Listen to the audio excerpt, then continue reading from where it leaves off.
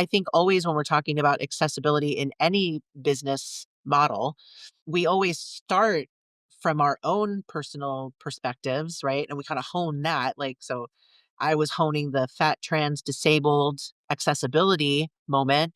And then I had to expand beyond that, right? Mhm, And that's mhm, where you have to start listening to people. That's where you have to start having platforms for your technicians and your clients' voices to be heard. mhm.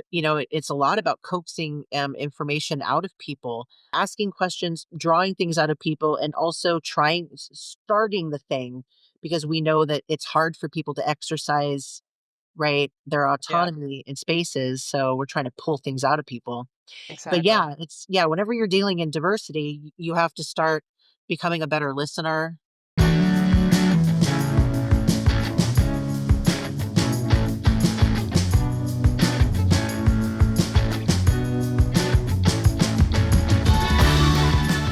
Well, I'm Cadence Debuse. This is Busybody Podcast, and I'm so thrilled to finally be talking to Uncle Nat. I feel like we've been fan personing each other back and forth for a little while. Yes, we have.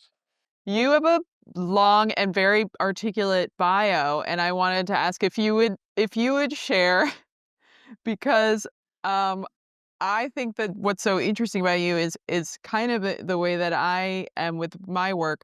You're like using a very specific service or like industry to really speak about about a lot of broad and complex issues, which I love, and that's why I'm always looking at all your stuff. So can you explain what it is that you do? Sure. Yeah, I'm Uncle Nat. I own a shop in Brooklyn called Uncle Nat's, and originally it started out as an accessible hair removal salon where I sugared people, sugaring hair removal. It's like waxing, but it's more ancient. And it's from northern Africa and Persian countries. In 1900 BC, they would gather and sugar each other in family units or community units, and there was no salons back then. And anyway, I started out as a sugaring salon, and about a decade ago, and I call myself a fat glorifying, gender affirming, trauma and disability aware esthetician that has a special focus on the needs of more melanated skin. Mhm. But in reality, I just have a salon that's for everyone. But that takes a lot of extra work because most salons are not for everyone. Yeah. Um, and now I've moved on to I sugar and laser, and we do electrolysis, and we have facials and massage facials and treatment facials. But everything that we do has a very specific focus on the needs of more marginalized people. So we have a very specific laser focus on the trans community because I am fat, trans, and multiply disabled. So we started out as a fat, trans, disabled, aware salon. And then I moved this salon into Little Caribbean, which is a Black neighborhood in Brooklyn. And I realized that I would have to stretch my knowledge to really encompass also how to take care of more melanated skin since it's never taught in the schools. It's something you really have to take on. And I just continue to absorb the needs of people as it, I bump up against it. And so if somebody tells me that there's a need that they have, I will probably research it and see if that's something we should add to the mission. Mm, So really it's just a salon for everybody. mm. And that in itself is so revolutionary. I think something that um when I first started seeing your content, it's these moments where you're just like, "Oh, right. All these salons are not inclusive." Like, "Oh, right. It's just not something I even thought about. What if you are a trans person who wants to get a bikini wax? Like, what What what do if you you do? what if Where do you are you a go?" trans person? Yeah. I mean, that's probably the biggest issue because, right, my main business is Brazilians. I Mhm, think that my main and major focus has always been Brazilians mhm, because, there's this new trend in queer communities, to do gender affirming haircuts, mhm, but haircuts and facials are still very public things. They're things you can post on Instagram. They're things that aren't actually deeply connected to gender, right? Sure, hair mhm, length mhm. has kind of been, but I would say we got over that in the 70s, Right. right? We all kind of got over that in general. Right. Not really. I know. I went to cosmetology school in Ohio. Trust me. Um, Hair length is very important. Yeah, yeah. So, but when we're talking about a gender affirming haircut, it's a lot easier of a conversation Sure. than let's talk about a gender affirming Brazilian, Yeah, or how do we say that Brazilians are not gendered when when culturally we are trained, brainwashed into equating gender with genitals, right, and gender does not equal genitals, right? So now we have trans women out in the world trying to get a Brazilian, and when they go to a salon for women, right, the salon is actually for cis women, right? We don't do penises here. Oh, well, right. I'm a woman and I have a penis, so what do I do? And Yeah, then you have all these places like European Wax Center, and that will literally say our trans policy is we don't do penises, or our trans policy is right is that right. we're anti-trans. Right, right, right, right. Yeah, literally that. And typically, this is maybe just like the most rube of a question. Typically, if a cis man wanted to get waxed, where would they go? So there are salons that do penis Brazilians, Mhm. right? But they would normally gender them, right? They call them manzillions, boyzillions, Okay, brozillions. okay, But there are salons that are for men, by okay. men, men. Right. I feel And like in all of New York, I've, like, just never walked by a place that's advertising waxing for men, but I'm also like, I've definitely seen a lot of waxed men, so where are they going? I think I always assume that men do it at home for some reason. That was in my that's my assumption. yeah, good question. No, Yeah. no, no. Maybe attempting shaving, but yeah, when it Yeah. comes to waxing, I think most cis men are either going to a male focused salon, but I think the issue then becomes how cis male do you identify? And there's a lot of cis men out there that don't feel comfortable in cis male environments. So Right. I get a lot of cis guys that come in, and they're not they are not necessarily um non-binary, they're not necessarily even thinking about gender, but they Mhm. just don't necessarily feel comfortable in Right. male dominated spaces. So yeah, I would say that that's a big topic we talk a lot about, like men deserve care too. Mhm. And this idea, I talk a lot. I'm also a coach, and I help people kind of increase accessibility and decrease harm in their salons. And one of the biggest things I get is, well, what do we do about the penises? Because the penises are, they're causing some problems. And I was Yeah. like, well, it kind of depends on who the penis is attached to. I don't really think it's the penises that are doing. Yeah. I consult with mental health care professionals. And one of the big topics that we've talked about is, what do we do when people bring up like, hey, I have a penis trauma. I just can't do Brazil all, Right. Right. because Right. I offer a one Brazilian for one price, all genders, all genitals. I'm the only salon that I know of that you don't have to announce your junk. Yeah. I don't say penis or vagina Brazilian, because that would exclude intersex people, which Right. I'm also hormonally intersex. So this is, I think, a question also just for people out there who like have never had a Brazilian. Um, when I don't think I ever got like a full Brazilian, but back in the day, boy, was it popular in the early O's to do a lot of pubic hair Jennifer Love trimmings. Hewitt with the vajazzling, right? Right, right. It's big. Right. So I definitely used to get waxed. And if you ever have those experiences, the person doing that is all up in your junk. 100% touching my labia, 100% moving my inner thigh around. I think at one point, my leg is like basically over her shoulder. So if you're waxing around a penis, you are touching, I'm assuming, because penises flop all over the place. Yeah, That's yeah. the You're absolutely matters. spreading and handling and Yeah. stretching Yeah. carefully. Yeah, absolutely. Sometimes you have to ask the client to pull on that, I'll tug on this. Right. Let's get this nice and tight and stretched out so we can make it less painful. So there is complexity here. I can see why. So I think also similar in my industry to yours, there are probably so many people who are terrible at what you do. Just just a Yes. world awash in people ripping skin off and, causing so many problems. And so, I can imagine it, You really don't want someone you don't want the little place in the suburbs with the person who did the weekend waxing certification, just waxing a testicle left and right, not really knowing what they're doing. Um, that's so interesting because when I learned to sugar in the Midwest, I learned to sugar in Ohio, and the person that taught me to sugar, when we had a cis man on the table to do a Brazilian, her whole demeanor would change. She would be like, "Bob, Bob, how's the wife?" And then all of a sudden her strap would just like fall over her and she would just be like, "Oh, I'm a mess." Right? And I'd be like, "Oh my God, this is wild." And every time she would leave the room, I would be training. I would do the Brazilian. Every time she would leave the room, he would become soft.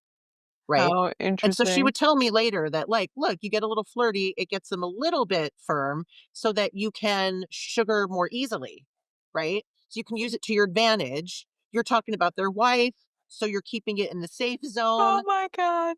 And then every time she would leave the because, I'm just like a fatty in the Midwest hanging out, he would just go completely soft, and every time she would walk in, he would get kinda firm, and I remember going home that day and telling my partner, I'm like, "I don't know whether to be offended or not." I feel like kind of Totally, I totally. have very mixed emotions on this.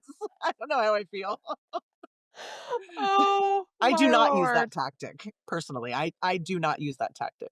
Yeah,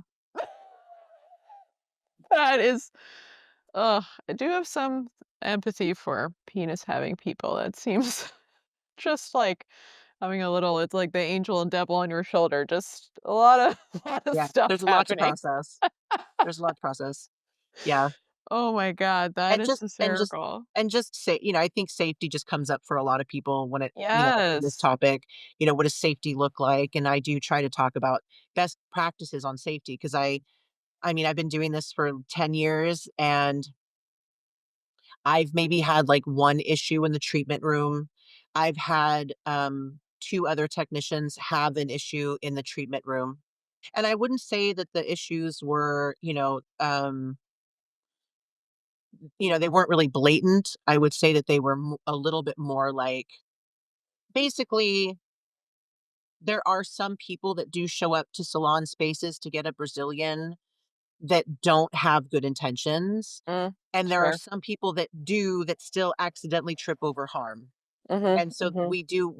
we try to navigate both those possibilities. Mm, And I have a whole thing on it where we talk about like never turning your back to the person. And, mm, it doesn't mm, matter how many mm, people are in the salon. It's like, things can happen in a treatment room, whether there's 50 people in the other room or not. So anyway, the point is that I try to talk about safety in a way that doesn't exclude people from your shop, that mm, also opens up unsafe feelings for any gender, because mhm, you can feel unsafe with any gender.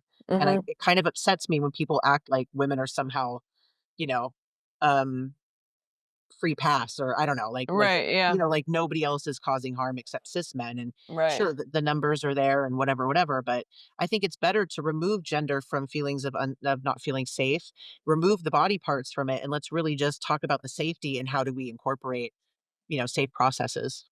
Yeah, and I think it's something it is always interesting to me, like, people, um, don't consider the kind of intimacy that is so much part of any space where you're dealing with bodies, even if it's like a nail salon and everyone's fully clothed. But, as soon as you're touching someone else, as soon as you are supporting, assisting, being curious about someone else's physical experience, I mean, my goodness, what a Pandora's box. So, like, that and people can come to those spaces not really knowing what they want, but kind of hoping you're gonna help them in some way, and you might end up being the person who is now processing something for someone, and I've certainly experienced that in teaching and, kind of had someone kind of be experiencing things in real time, and I'm like, "Oh, I thought you were coming to this group class," but now a whole thing is emerging that we're gonna just walk through together, you Yeah, know? yeah, and that can happen, I mean, that can happen for a lot of different reasons, right? You Yeah. can, I definitely have to handle, um trauma issues, right? A lot Of of people course. come here because this is the only place they can get a Brazilian because they have pelvic trauma. Mhm, mhm, And there might be some people that come here and specifically, specifically come here as a person of color because they know that this is a pro Black space. They know that we are here for POC clients, but then realize that the whole staff is white. And so right. that's also could be like a processing moment, right? We might need to like, you know, I think switching gears is part of the process and realizing that hair removal isn't just hair removal. Mhm, Um, I would say we buffer in the time for a first time client when getting laser. I buffer their time out. I go in and I lengthen it because I know that there might be tears and I mm, know that it might be hard to get through the first one. You mm, know, mm, it's emotional. mm. Can you talk a bit about, some of the, um, debunking that you do? Because, your industry does seem to be just, like, full of these kinds of things, and like you said, hair removal is ancient process, and yet there's been so many different, obviously, like, fads left and right for so long, and, boy, I mean, I used to use Nair when I was little, which I can't even believe that's just, like, so Sure, toxic and sure. disgusting. I mean, Um, I will say, at Uncle Nat's right now, we do every single hair removal modality except threading, and technically Lars could thread. So I mhm, think, we shave or we do everything except depilatories. So I would mhm, say we do everything except Nair mhm, right mhm, here.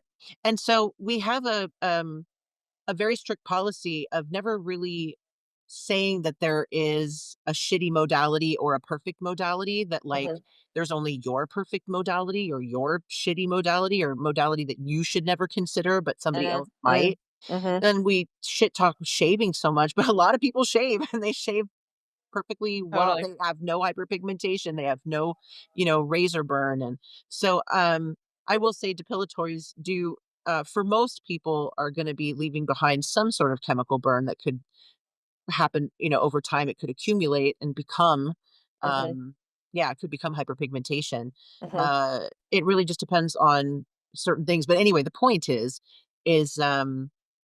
there's a lot of mythology in our industry around there being a perfect modality.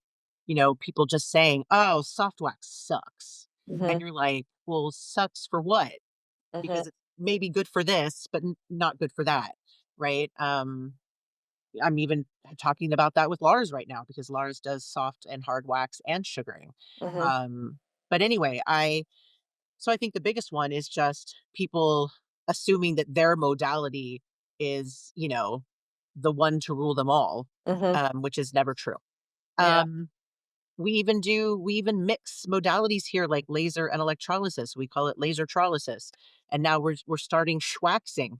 Um, and I have clients that in one session could get sugared, lasered, and get electrolysis, all Wow. in the same Brazilian. Mhm, Um, so I would say first that. Then I would say mythologies, tend to follow marginalities, right? mhm, So, I mean, there's an overwhelming amount of mythology around more melanated skin. I mean, that's just wild. Even in school, it was really hard to wade through some of the mythologies around natural hair. I mean, the biggest one I think is that Black folks are more prone to ingrown hairs, and I mean, just absolutely not true. It's just the texture of our hair, whether it's straight or high speed curl, will mhm, determine how a person who might be prone to ingrowns, it's going to say how are they going to stay inside the body. And as a mhm, matter of fact, I've had a lot of Black clients come in and be like, "Oh, I'm so sorry, high speed curl. Oh, I'm going to have all the ingrowns." And I most of the time end up saying, actually, because of your high speed curl, it's staying inside the follicle. mm, Meanwhile, my client before you with bone straight hair, the hairs will pop out of the follicle and just go spelunking out into the skin. And that's actually really hard to mhm, grab. mm, Your hair was very easy to deal with. So I mm, think this idea that, like, and I hear a lot of my peers talk about like things like, oh, well, we can't sugar. natural hair. And I'll Mhm. be like, people with textured hair, natural hair, high speed curl hair were the ones that invented sugaring. Right. So not true. Um, yeah, I think probably that was a big one. Also, like when I was just a client out in the world trying to get hair removal, I would get charged triple for being fat when it actually shouldn't take more time necessarily to sugar a Mhm. fat person. It Mm. really does depend a lot on the hair that's on their body. And it also depends on how much product you can handle at a time. And I can handle quite a bit of sugar at a time. I can Mhm. take this much sugar and bring it to a body. So my 600-pound clients are not necessarily taking more time from me, than my thin clients. Mhm. Um, can you talk about taking care of fat clients? Um, you had sent me just kind of, yeah, skin treatments and being more, yeah, just being more inclusive in that way. I would say the biggest thing that I bring to the fat community as an esthetician are crease checks. Mhm. Really important that we're checking our creases, right? Especially like I don't wear a bra. Mhm. So my under boob area is, I call it the environment needs to be balanced, Mhm. right? Because if it gets swampy, we need to correct that. And Mhm. swampiness doesn't always mean moisture because if there's sweat involved, then there's salt involved, and then there's dryness involved. And now you need moisture, but also a drying agent. So, talking about balancing our environments through the seasons is a big deal. Friction is a big deal, right? Chafing sticks, I don't love them. I use oils instead, but Mhm. it also depends on somebody's wardrobe, right? If you're wearing, polyester Right. slacks, you're not going to want to put oil between your legs, right? So that's why I wear a lot of big billowy tunics and floor length tunics and shit. Mhm. Um, and I would say, yeah, crease care is a big fungal infections, right? Dealing with fungal Mhm. um, being able to prevent it. I had a technician once that I did an evaluation with. I said, "Talk to me about your fattest client." And she lost her mind. Mm. She did not know how to answer me. Mm. And I said, "Well, you're at Uncle Nat's. You need to be able to tell me about your fattest client." Yep. And I think a big mentality is also we wait, like people that aren't familiar with working with fat people will wait until a fungal infection happens to treat it. And I was like, that I can't think of anything more irresponsible. Mhm. You should be asking your fat clients, "Hey, do you get fungal infections very often? Do you know what a fungal infection feels like? I'm somebody who gets them seasonally. How about you?" Mhm. Right? Mhm. Mhm. Um, I would say those are the biggest issues. Also just understanding your body because we have a technician who is like 4'8", 4'9", and I would never expect him to be able to handle our 600-pound clients by himself. So we also have Mhm. to come up with ways to do tandem work together, or Mhm. we ask our like infinifat clients, super fat clients, right? Even some of our large fat clients, we might ask them to bring a friend that feels Mhm. comfortable holding a leg or grabbing a body part might depend on your flexibility. These are conversations that I think some people would maybe feel intimidated to have, or even to Mhm. say the word fat. Mhm. You know, Mhm. here Mhm. I tell my technicians, if you're not fat, it's still okay to say fat, but but um, ask your client how they feel about it. If you see that Mhm. they feel uncomfortable about it, just say, "Hey, we just happen to be a pro fat space, but like, what would you like me to say instead?" Mhm. You know. Mhm. Mhm. That's beautiful. Um, it also is just it really articulates how these spaces that I think a lot of people, um, just don't realize how much care can happen in an esthetician's office or, like, as someone who does fitness training, like, I'm seeing someone every week that, their doctor isn't seeing them every week, and while I am not a doctor, if they're telling me, "Oh, I keep getting this sharp pain, blah, blah, blah," and they're kinda pointing towards their ribs, I'm like, "Well, it could be a muscle thing, but have you also gone to the doctor? Because 'Cause you're also pointing at your lung or you're pointing at, like, Yeah. sometimes you're the person who is there to be like, "Have you thought of fungal infections?" I don't think not everyone sees a dermatologist, like, every 3 months or something, you know what I mean? Yeah. And often people are only going to those people when there's already an issue, right? With my clients, they're only going to see a specialist or something when it's really become an emergency. I might actually be the frontline person to say, "You've been complaining about headaches now for 3 weeks. I think, have you seen anyone to address this. Could be a whole host of things, but I've noticed that we've really shifted our sessions because of this continuous issue, which is new. L- let's investigate, you Yeah. know?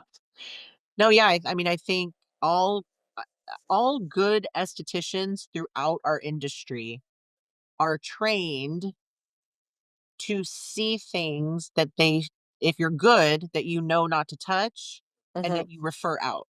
mhm, Um, and I think that that's something that I return to often to make sure that I know, right? Because, you know, things that we don't need to things that we don't need to like freak out about, but our job is community health standards, mhm, and our job is to keep a space um safe from communicable anything. mhm, So that's conversations that all estheticians have regularly, right? mhm. We always assume that the little bump is contagious. We're always Right. gloved. We all, right? I mean, I'm not gloved when I do my massage facials, but I do a pre check to make sure I'm not touching any open wounds and that I Mhm. don't have any open wounds. Right. And I will do a facial gloved if I do have a wound. Mhm. So, yeah, I would say that we always treat people as though they're contagious. Also, we just got, were we 5 years into a global pandemic now? So there's also air quality that we think about and things like that. I always assume that somebody coming in has everything. Right. And I do that from the most the least ableist way, right? With Mhm. lots of love and care because bodies catch things and that doesn't make us bad and we're not morally superior for not getting sick. Right. Right. But yeah, yeah, we do often say, "Hey, I don't think that we should be waxing over this," Mm, or "I feel comfortable sugaring around this, but not waxing it." mhm, That might be too exfoliating for this skin moment. mhm. Or, "Hey, I'm not going to laser this mole until you have it checked out by your doctor." Mm, mm, You know. mm. You're listening to Busybody Podcast, sponsored by Brooklyn Strength, my studio. Brooklyn Strength is a virtual fitness and wellness studio offering weekly drop in live virtual classes, monthly workshops, one to one private sessions with me or my teaching staff, as well as a whole host of self paced coaching courses in strength, stability, injury prevention, as well as Nourish Yourself, my course where you can really deep dive with me to create daily habits around food and movement that are sustainable and not misogynistic, fatphobic, or racist. Challenging, but we do it. If you would like to support this podcast, you can support Brooklyn Strength by signing up for our classes or supporting me via Substack with a subscription. Hope you're enjoying this show.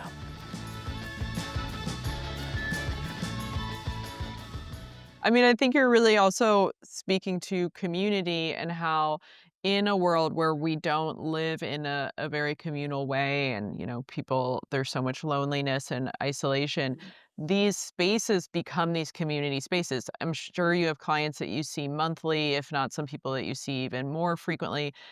Certainly the spaces that I've created are like that. And we become these caretakers and these kind of like touchstones for people, and it might seem like, oh, just going to get my eyebrows done, blah, blah, blah. But they're talking to you, you're seeing their face, you're seeing their body regularly, consistently over months, years, even these long term relationships. Um, and that really creates like this layered experience for the person and for you. And it can really be so important to someone's overall health. Yeah, and for mine too. I mean, I'm trans, and part of my ability to transition has been because of my clients. Mm, So I think it goes both ways. I think that um, creating community in salon spaces. I mean, we already whether you are an accessible space or not, right? The act of giving someone a Brazilian is intimate, and you have to build trust and relationships so quickly because in about 5 minutes I'm going to see your butthole, and totally. right. So Totally. Totally.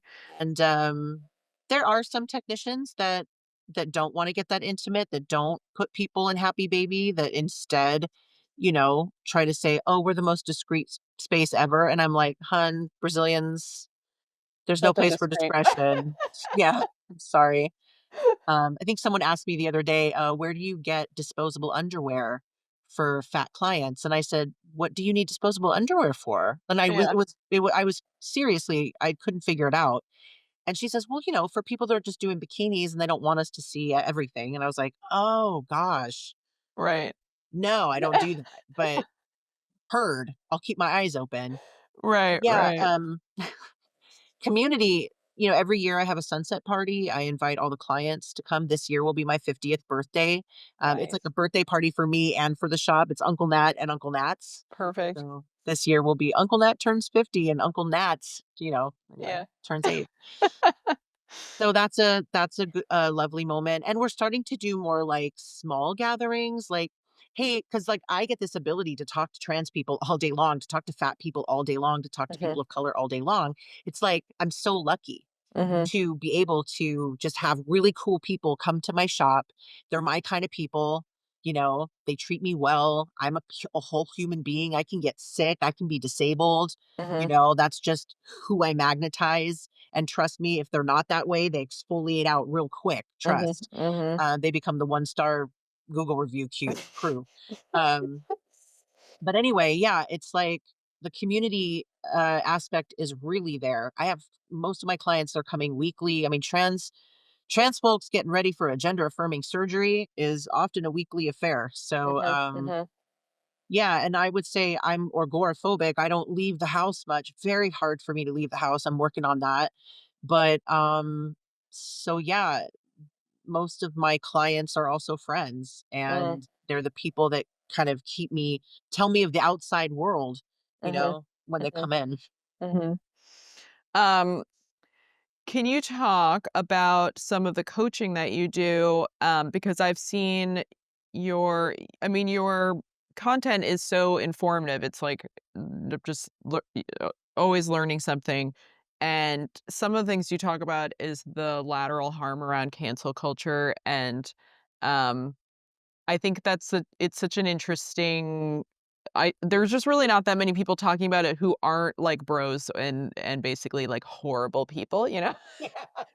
But I always think you have very good points, and I'm like, I'm surprised there aren't more people like in our world discussing this. So, Yeah. Well, first of all, the people that are discussing this at length right now would be Clementine Morgan with mm, the podcast. She has a podcast with Jay Le Soleil called "Fucking Cancelled." Brilliant. Um, Also, there's Africa Brooke. Um, oh gosh, Marie Brown, Adrian Marie Adrian Brown. Marie Brown. Yeah. Oh, has a book. Mm, Sorry, my brain is a little bit squashed right now, but amazing. So lots of people are talking about anti-cancel culture, mhm, talking about transformative and restorative justice and what it really mhm, looks like. Because everybody's talking about transformative justice, but I haven't seen anybody do it. I've never actually seen it in action. mhm. Um, And I think a lot of people think that cancel culture is just a thing that happened to Louis C.K. during the Me Too movement, right? And Right. they're like, good riddance, and like, well, if you weren't an asshole, you wouldn't get canceled. And I absolutely believed that. I had a lot of friends that were deep in cancel culture. I hired folks once, and they had canceled like 3 other accessible businesses before mine. And all I could think of was, well, I'll just have to do it right. Mm, I guess those people did it wrong. mm, mm, And you quickly realize that cancel culture, it has nothing to do with it doesn't always have to do with whether you even did anything wrong. right. There's a lot of people getting canceled that didn't actually do anything wrong. There's a lot of people getting canceled um for what I call grifter feminism, and that's when you use feminism for your personal gain. It Mhm, becomes your job, and you mhm, start to kind of forget what feminism is, right? Or you feel like, I feel harmed, I'm going to go harm this person back. And you put it under the guise of feminism, but really you're causing harm. It's harm culture. So, anyway, the idea of transformative justice really stuck with me. Like, what does that look like? And what happens, especially in the salon industry, where there's a history of people leaving salons and doing a lot of damage to that salon before they leave. And when I was a kid, my mom left a nail salon because the owner wouldn't let her pick me up from school. I had to take a cab to the nail salon. It was weird. I Yeah. mean, I wasn't raised in New York. I was Yeah. raised in a place where a Yeah. cab is weird. Yeah. So my mom ended up leaving that nail salon, and guess what she did? She just put an ad in the paper. She just put an ad in the paper. It's the equivalent of Instagram. It's Right. the equivalent of, find me on Instagram. I'm leaving the salon. If you want to stick with me, find me on Instagram. But Right. these days, people steal the client list, right? They cancel the boss. They go, oh, Uncle Nat's, is not an accessible space. We have less accessible salons now in Brooklyn. We have less than we did 8 years ago because of cancel culture. Mm. That's terrible. We Mhm. should have more. There isn't Mhm. one accessible salon to rule them all. Mhm. And yeah, of course, shit's gonna happen in an accessible salon. This is not like a fucking harm proofed fucking place. Right. It's not Right. like, um, like shit can go down at in any space. It's not about whether something happens or not. It's about how you handle it, right? Yeah. We've always had a DEI consultant. I've always offered mediation to my technicians if they need to use mediation, if they don't feel like they can talk to me or get the point across. We Mhm. have point people that they can talk to before me as buffer people. Like, there's a Mm. lot of things we do here Mm. to make sure that everybody gets what they need, right? Mhm. And I still got canceled in Mhm. 2021. Mhm. And at around the same time, an all gender barbershop in Gowanus also got canceled. Mm. And the technicians from that space canceled the shit out of that salon and went and started a new one, and everyone loves that salon now, and I don't say anything, but Mhm. you can't start a care space built on a foundation of harm. Right. Right. You can't do that. Or at least you have to make amends around it. And that kind of part of it is that weaponizing this like perfectionism idea of care or social justice. Can you speak a little bit about perfectionism around these? Yeah, yeah. I mean, whenever you say accessible salon, I think people tend to think that it's linear and that you get to a point of Mm. 100% accessibility, and that's not actually possible because people of the same marginality are going to need different things. They might even Mhm. need opposing things. Mhm. Mhm. I had somebody in the disability justice movement um, uh, say, hey, I'm not going to be able to make my appointment today because I Mhm. have COVID. And I was like, oh, okay, well, I'll go ahead and just charge your card on file per the Mhm. cancellation. Oh, you're going to charge me for the appointment. And I was like, well, yeah, you've been here for like 7 years. You know my policies. Oh, I just assumed that, I thought you were a disability aware space. And I said, I am a disability aware space. What are you saying? That I need to go out of business Right.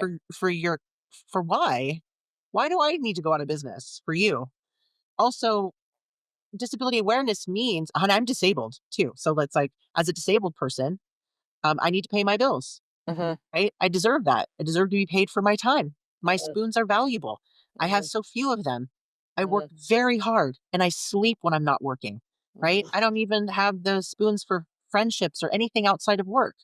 I do a physical job. So here's a moment where somebody with a disability and me with my disabilities, right? We were bumping up against each other. And I said, well, you agreed to the policy. I'm going to charge your card. And the person never spoke to me again and Mm. has told other people that I'm a sham, that I'm not disability aware. What are you talking about? Mm. Right? So there's always going to be moments, right? Like no marginality is a monolith.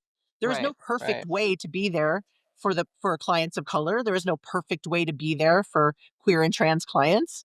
And all we can do, true accessibility, is to encourage people. Like we have a client feedback discount. We encourage people to communicate with us. Mhm. What are your needs in this moment? And try to communicate them before you don't show up to your appointment, right? Well, that's brilliant, and also just s what you're really asking for is for people to be emotionally mature. And that's also what you're saying about there's no perfection.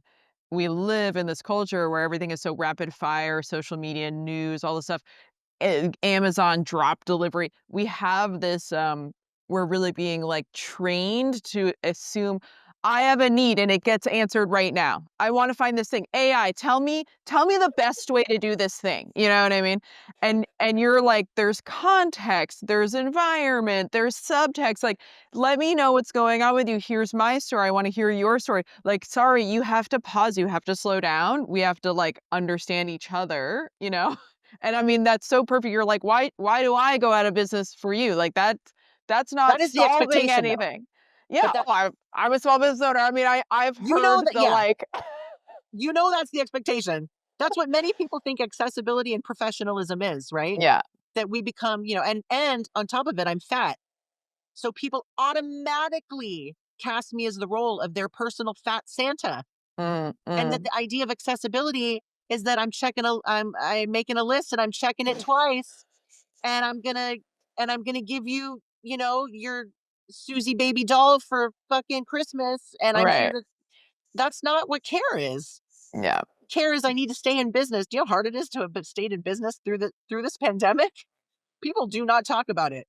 But like I owe $400,000 to the government and I will be paying that until I'm 83 years old for the pleasure of protecting jobs for Yeah. people that would later like cancel me or steal the client list or go off and do their own thing. And I will be Right. literally paying their salaries off till I'm 83. You're welcome.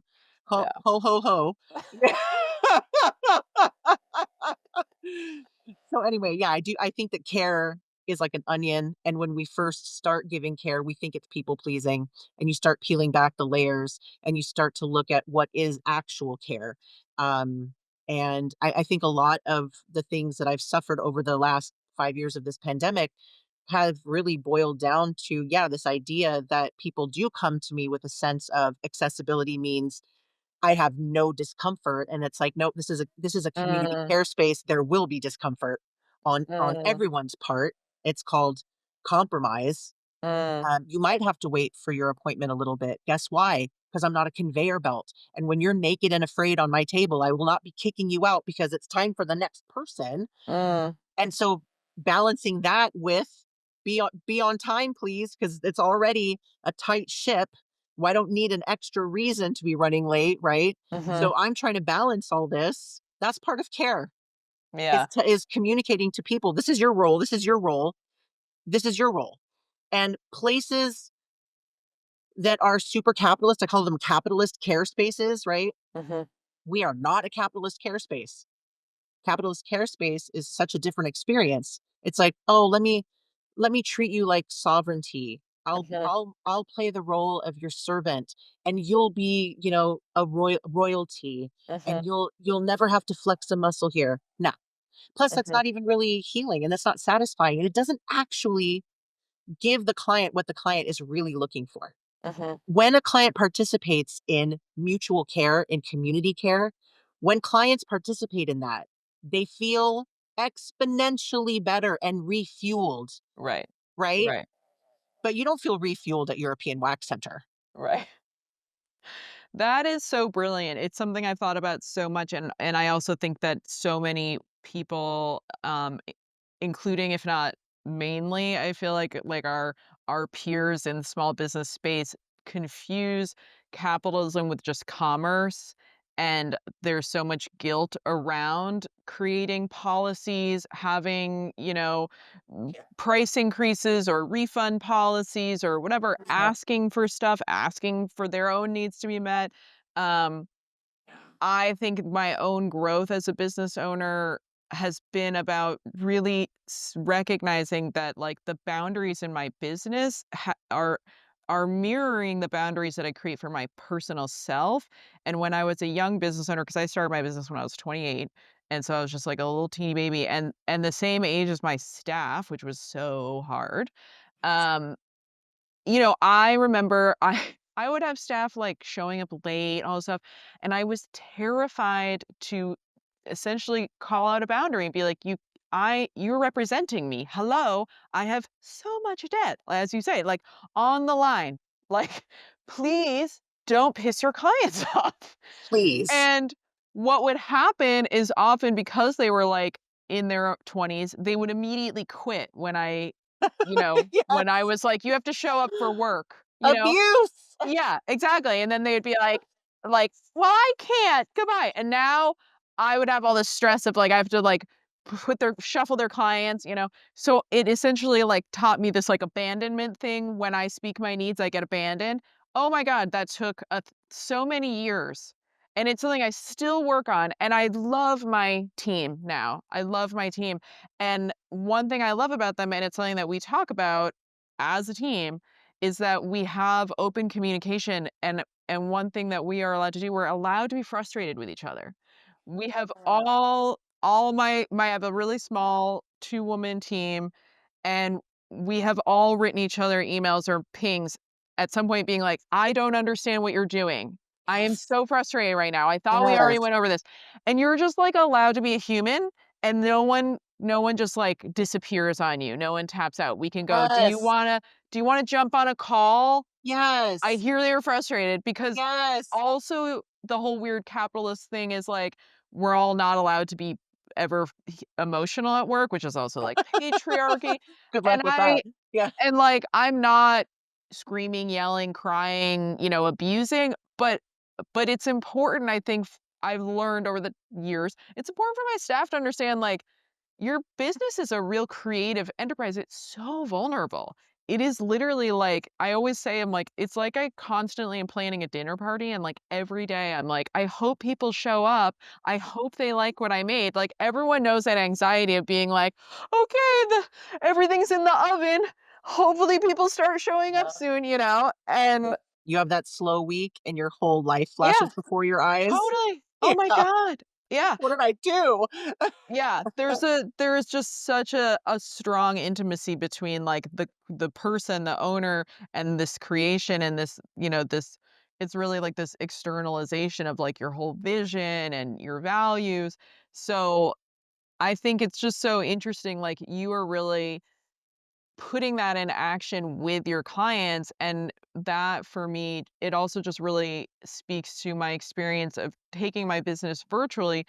When I was in an in-person space and much younger, I definitely was in that model of, like, real servitude towards clients, and no shade, I have some of my clients are still clients from that time. Um, but really interesting that, like, the clients that fell away when I went virtual, and, tons of my clients stayed virtual, so it was interesting, like, a lot of the ones that fell away were also ones that really I was, like, just had because I needed to make income, right? And they were not necessarily people that I had this, like, connection with in the same way, um, and being able to be virtual allowed me to have a lot more autonomy and, like, create the community that I want and attract the people that I want, and also have that kind of relationship of, like, I'm a real person. Pandemic times open conversation to be like, "Hey, I'm sick today. I don't wanna teach kettlebells when I'm sick." Yeah. You can understand this. Like that conversation, my God, in the past when I did in-person classes, I would teach with a fever. I would teach with horrible cramps, with a headache, exhausted, like all these things. And that's just an expectation. And I am really grateful to how the pandemic at least changed that conversation for people more, where you can be like, remember how we have mortal bodies? I don't want to teach with a splitting headache, feeling sick to my stomach, actually. you I mean, know? technically, what you do is under the service industry umbrella, right? Right. Because you use your body in the service of other people, right? Exactly. You offer, um, and I don't think people really understand, kind of just like the whole foundational, uh, everything that needs to be reformed about service industry. And I've been deep Mhm. in service industry reform for a long time. We have an automatic 20% tip minimum, so people Mhm. can tip more. And look, there's a lot of like radical feminists out there that don't do tipping at all. And I wouldn't accept that the think tank so far of people in the service industry who have gone like no tip, their staff ends up leaving because the staff is like, look, it sounds great, but it would have to change across the board Right. because so I think workers have made it clear that tipping is better. They make more money with tipping. And so the idea is that we in other ways find ways to ensure a predictable living wage or a more predictable living wage. That's why we have a 48-hour cancellation policy. So anything that's on the books, my technicians get paid for. And when a client misses their appointment, we charge also the 20% tip. Mm, So that was something that I started 7 years ago. That was those were difficult changes to make. And I lost a lot of clients for it. But I thought, I'm just losing clients that don't value our time. mhm, Right. And look, when money's on the line, people do tend to make their appointments. mhm, Um, mhm. and we find other ways to keep people safe and to keep, right. Because when people are sick, people are sick. These are, hard things to deal with. But anyway, I think when it comes to like policies and valuing yourself, Mhm, and there's a fine balance between being flexible and being not flexible, right? mhm. I always tell my clients, like, I will if I can and I won't if I can't. Right. And there's a lot of things involved in the calculus of a small business owner staying open. So we do what we can, and when we can't, we don't. And now we have clients that never blink at the automatic 20%. They thank us. Thank you. I don't want to do math after I'm done with Right. being cared for. um, I think it also gets really sticky when people, talk about, like, I hire diversely, Mhm, right? I have always hired diversely. And what's interesting is anybody who does hire diversely, anybody who does, right? There's a sticky kind of balancing act going on, right? Your business is a table. It's a three-legged table. We have the owner, the technicians, and the clients, and all three of us must have a balance of needs being met, right? mhm, To keep the table straight.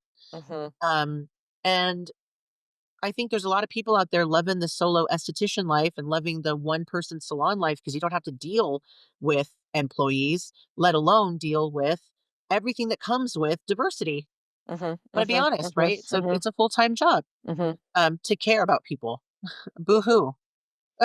It also breaks the another kind of capitalist way of the capitalist kind of service industry where the person that is serving the client is upholding some kind of ideal in some way. So in my industry, it is this like always energetic, super fit, whatever, blah, blah, blah. And like I've been really fortunate to mature and age with my clients and because I listen to their needs, like, as we enter our 40s, I'm changing my what I'm focusing on because I'm like, "Oh, you're having these things with your body, so am I, like, I'm interested, let's do this together." I'm not trying to portray to them that, like, I'm always 26 forever, so that that's what they also have to think about themselves, but it also allows me to be like, "Hey, I'm not doing XYZ because I need to rest my body today or more than before, you know? Yeah, Um, and similarly, like when you have diversity in spaces, there's no more just one ideal. You know, you're not serving up a clientele with like some sort of hairless Barbie woman as the person that does each person. Um, yeah. absolutely. I think always when we're talking about accessibility in any business model, um, we always start from our own personal perspectives, right? And we kind of hone that. Like, so I was honing the fat, trans, disabled accessibility moment. And then I had to expand beyond that, right? Mhm, And that's mhm, where you have to start listening to people. That's where you have to start having platforms for your technicians and your clients' voices to be heard. mhm, It's a lot about coaxing information out of people, which socially I'm shitty at, but in this space I feel like I'm better at, like, mhm, asking the right questions, mhm, is mhm, like, mhm, "Hey, is that music too loud? Like, why don't we lower it a little bit?" You know what I mhm, mean? Like, so asking questions, drawing things out of people, and also starting the thing because we know that it's hard for people to exercise, right, their Yeah. autonomy in spaces, so we're trying to pull things out of people. But exactly. yeah, whenever you're dealing in diversity, you have to start becoming a better listener and you have to be really reflexive, right? You have to be like, oh, if somebody says something, you'd be able to go, oh shit, Mhm, yeah. You got to take ownership of shit really quickly. Oh Mhm. yeah, I totally did that. Mhm. Mhm. Well, can you speak a bit about the education that you do formally? Like, I mean, you've been educating us this whole time, but if people want to reach out to you, what is the formal coaching that you do for other spaces? So right now, I've always believed in dialogue education. It is not for everybody. Like when I teach my technicians in the space, I have them shadow me in the room. Mhm. Then we work together, and then I shadow them in the room, and then I step out of the room. This is a very long training process, but I believe that it makes for people that I churn out masters basically. Mhm. So as Mhm. far as just learning a skill, learning to sugar, learning to laser, right? I believe really strongly in also just like dialogue education. So maybe I'll just sit with somebody and say, "Tell me the 5 ways to get unstuck from sugar." Great. Mhm. Talk to me about your fattest client. Talk to me about your most melanated client. Mhm. Um, I do the same thing in my pro chats with Nat. You can go to the website, unclenats.com. You can click the book now button, and under consultations, there is pro chat with Nat. And the pro chat with Nat, again, is education through dialogue. Mhm. And it works for some people and it doesn't work for others. Some people really need their education gamified. Mhm. I don't love that, but I will be coming out with modules soon. Oh, So cool. module learning will be something that I will offer. And I'm coming out with a line eventually, and you will have to learn some modules in order to be certified, right, to purchase the line. But for now, booking a chat with Nat means I can give someone's salon what I call a checkup. Mhm. So I either go in person to the salon if it's possible, or I pretend to be a client online. Oh, I cool. look at your social media. I just look at everything. And then we have a meeting and I say, here are the areas where I could see you being more accessible. These are things I'm just seeing right off the bat. Mhm. Or people can come to me with very specific questions. Some people just say, hey, I'd like to have more trans people in my space. Can you just help me with that? Sure. And I think education has being an educator has forced me to realize that, yeah, there is not a perfect way to be accessible. As a matter of fact, when I'm talking to a salon owner in Kansas, right, my questions to them might be talk to me about your actual community. Right. Who lives where you live, right? Who are you? Who are you trying to open up your space to? Um, and so the way that somebody else is accessible could be completely different than the way I am. And that Mhm. doesn't make either one of us wrong. Mhm. Right? Mhm. You have to be flexible, and you can only be as accessible, right, as like the people that are trying to get in the door. Totally. That's so interesting. I was having this conversation actually with a colleague who lives in Barcelona, and Europe does not have the ADA laws that we do, but they are starting to create some policies. And she just opened a Pilates studio, and um, they were, and it's an old building, old European building, and they were saying that it had to be wheelchair accessible.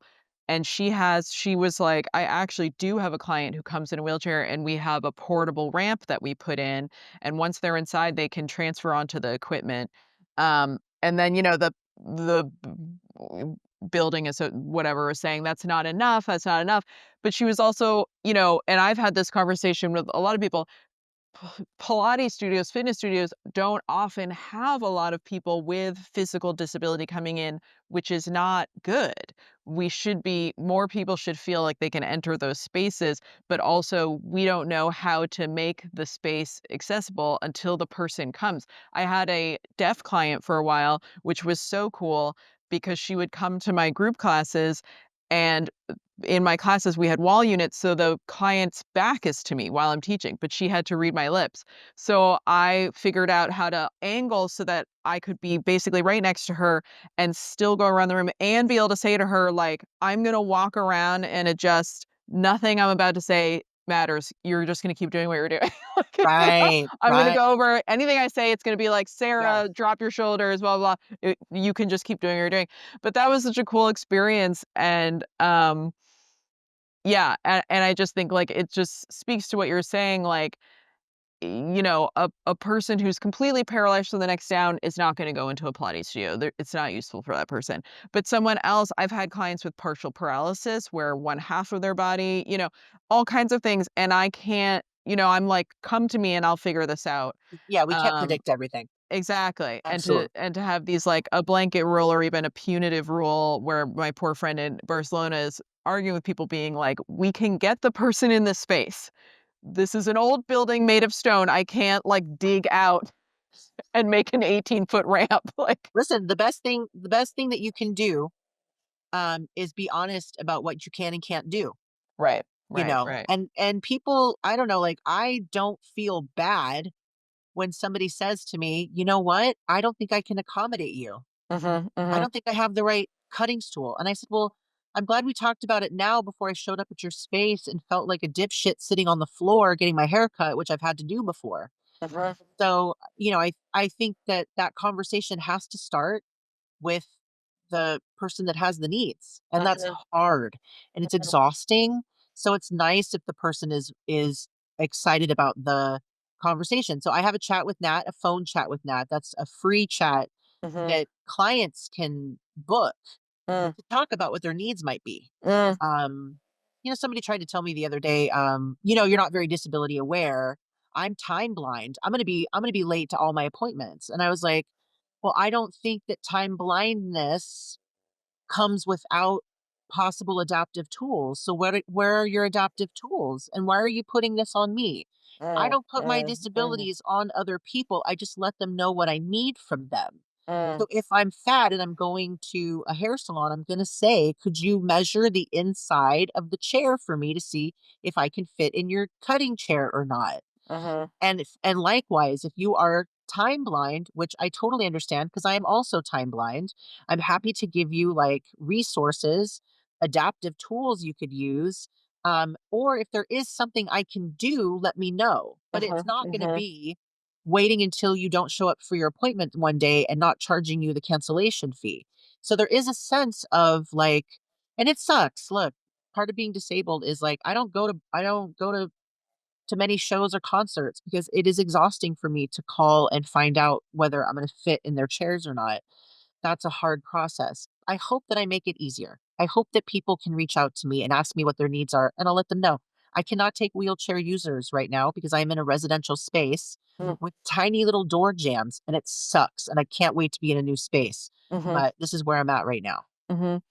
Um, what you're saying also is something that I say to people, I say to myself, you can't get every single thing that you want. And that's kind of back to that capitalism, Amazon drop ship, like blah blah blah. Like even the most like able-bodied, like cis hetero white, whatever, that person also experienced disappointments.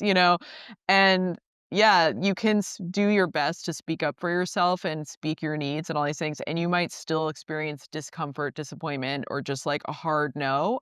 And that's doesn't necessarily mean it's a failure on the other person's part or the venue or whatever, or that it's sort of antagonistic in some way. But it's like if we can come to conversations like, I want to do my best, and yeah, I happen to work at a salon and the chair is not big enough and I don't own the salon and I can't change the chair and that sucks.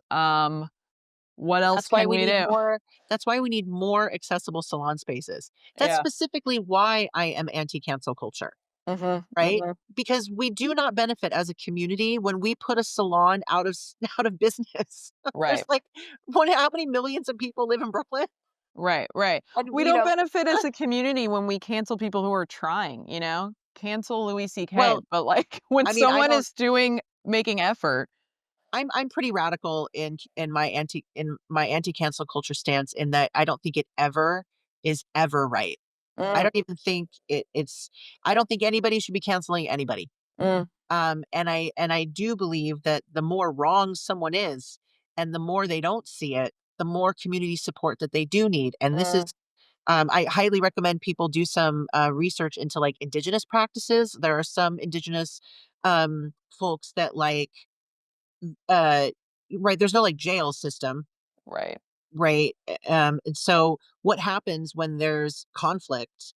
And Mm. what happens when the person is really wrong? And then what are we talking about? What does transformative justice really look like? But anyway, I say that because I think that the general consensus is bad things happen to bad people, which is not true. Bad people thrive all the time.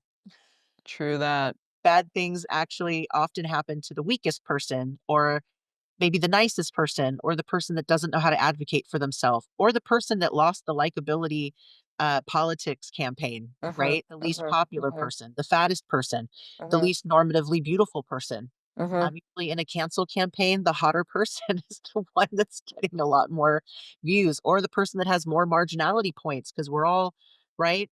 Mhm. We're all calculating marginality points, right? And all of a sudden, if one person has one identity marker point more than the other person, then you're a dumbass and you're an oracle.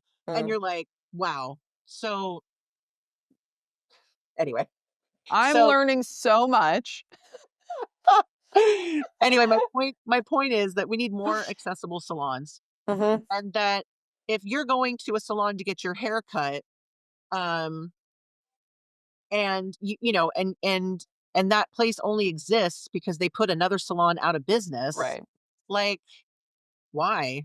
So if your feminism includes cancel culture, it's not really feminism. Mm. Just like you remember, we used to say, if your feminism if your feminism doesn't include intersectionality, then it isn't Right. feminism, right?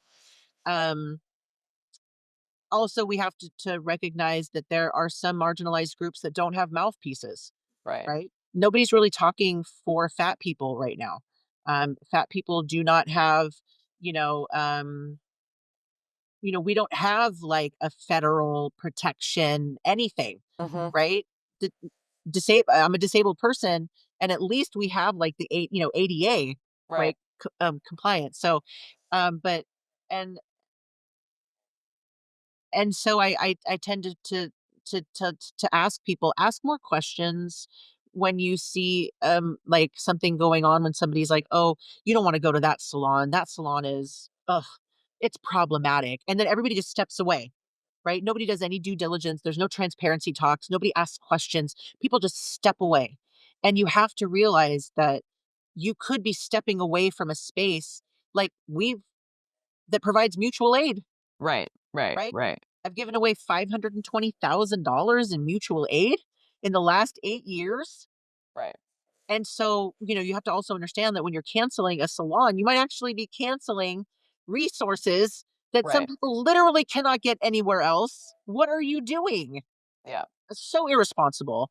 I can't tell you how many people in my canceling were separated from the only hair removal options. And the people that canceled me didn't even really provide what I was providing, Yeah. which meant a lot of people were just displaced. And I Yeah. was like, I mean, God, at least if you're trying to hurt me, just hurt me. Don't Yeah. fuck with my clients. That sucks. Yeah. I've experienced that. I do a fascia release for top surgery workshop, which now just lives kind of evergreen on the website.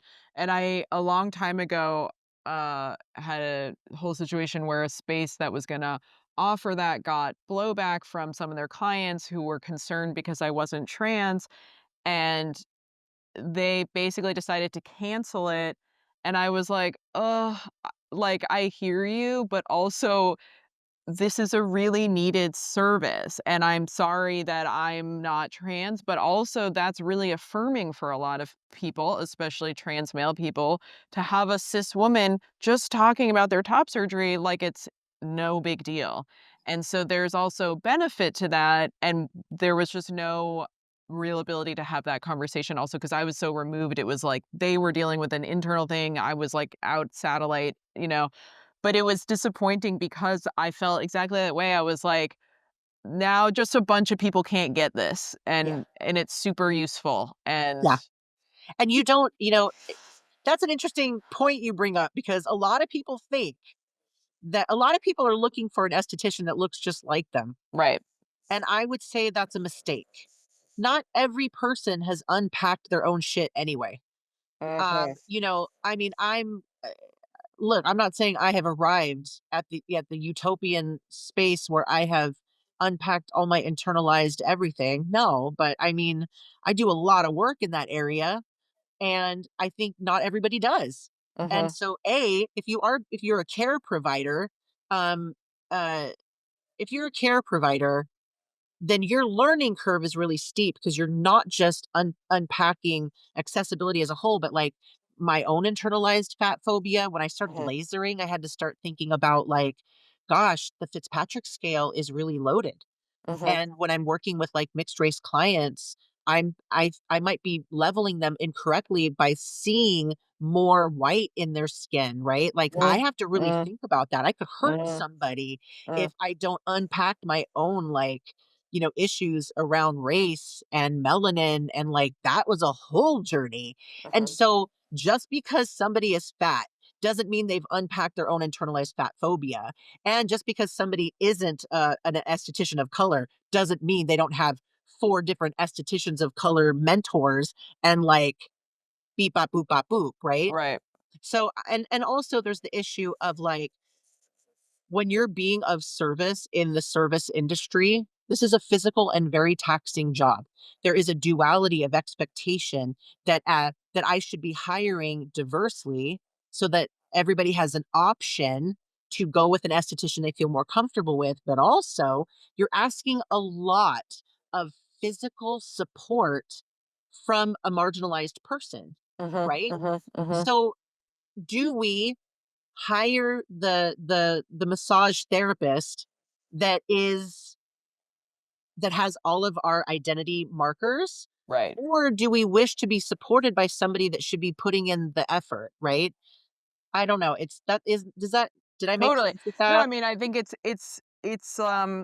you're fitting puzzle pieces, and it's like a lot of times people oversimplify and think, "Oh, because you look like me," like, literally just like humans are so eyeball focused. We're just very visual, and we're just like, "Oh, I see a mirror image of me, so you understand all my things." But, like, sometimes the best care comes from someone who has opposing stuff going on or whatever, who can reflect to you in different ways or who can fill your gaps. And, like, I don't, my clients tend to be people who don't feel comfortable in the regular like fitness world or Mhm. athletics, or they didn't grow up, being encouraged in that space. That's not me. Like, I definitely was a total theater nerd. I was not a jock, so I have that empathy, but I was comfortable with my body and comfortable being physical, and I'm comfortable pushing my body and all this stuff. So that's good because then I can encourage you and tell you about the positives and still have a handout of like, I totally get it. I never was like, the jock girl with my high ponytail in high school, but also let me tell you how this could be fun and let me tell you how it helps my anxiety, like, so Sometimes yeah. sometimes I want uh uh uh a fit cis man to work his muscles to the bone, giving me Totally. a deep tissue massage. Yeah. And maybe I don't want my fucking fat siblings to have to ruin their fucking bodies for me, Totally. you know? And I kind of Totally. feel that way when I opened up this place in a black neighborhood. I was like, I'm ready to be of service. Let's Yeah. do this. I got a lot to learn. 8 years ago, I was like, I got a lot to learn. Let's do this. And now I'm using the right acids, and I know what it is to do safe lasering on more melanated skin. And to me, I'm like, I want to be of service, right? I want to Yeah. support. And I think that that's a beautiful thing. I think it's cool when people are like, yeah, I totally hold privilege in this area. What can I do? How can I help? Yeah, I love that. and you really speak to the difference between being of service, being supportive versus being subservient, and that's like really the huge difference. You've created a space, you articulate the space, you educate about this, that you can be in community supportive, mutually supportive, without hierarchy, without like, "Oh, I'm so sorry you're mad about our cancellation policy. We'll let it My go for gosh. this one time because, oh, you are the client and I am but Yeah. the lowly provider." Yeah. Yeah, and that's hard. I can't tell you how many times people will be like, "You're ableist, you're anti-black, you're" right? Like, Mhm. somebody called me a turf once. I Mm. was like, I've given away $520,000 Right. in mutual aid to the trans community, unless you're saying trans inclusive, Right. TIRF, I think you're That's a wrong. good T-shirt right there. I'm a TERF, TIRF. And, I had a technician once that never clocked in on time once the whole time she was here. I had to fire her, and for a week, she had Mhm. all of her friends texting me, calling me that I'm, anti-Black, Totally. racist, and I was like, "Listen, if it's the real thing and if you really believe that, I'm down to have like a mediation, a meeting, but I'm gonna tell you right now, asking somebody to be on time is not that. But I'm here for the convo because, oppression in the workplace is real. I take it very seriously. But yeah, it is hard, very hard to attune your internal ethics, especially when it comes to super touchy and tough topics. Um, that has been probably my biggest lemons to lemonade, Mhm. lesson over the last 8 years is fine tune your internal ethics, have lots of consultants, read a lot. I'm a shitty reader, so the ways in which I absorb information is also very wait, won't. And anyway, and then fine tune those internal ethics so that you can say in the moment, I don't think that is what that is, but I'm here for the dialogue, right? I'm here to talk about it. Mhm. You're brilliant, and I'm so impressed. And being impressed is a positive judgment, so it's a judgment. But but uh, but I think you're amazing. Thank you so much for being on. I think you're great. I love your podcast. I can't wait to just like consume it. I'm gonna go hard. I'm Thank gonna you. go hard on busybody. I'm Cadence Debuse. That was Busybody Podcast. I'm the founder and owner of Brooklyn Strength Studios. You can find me on Instagram at Brooklyn Strength. You can find out more about my offerings on my website, brooklynstrength.com. I hope you'll subscribe to my Substack, Afterclass. All is in the show notes. Please rate, review, and subscribe. Please share with your friends so that more people listen to this podcast. I love these conversations, and I hope more people can hear them. My music is by Rob Byrne, performed by the Wild Yaks. My podcast is produced by Brad at Train Sound Studios, and my illustrations are by Jackie Mendez and Azul Trejo, and edited by myself. Thank you so much.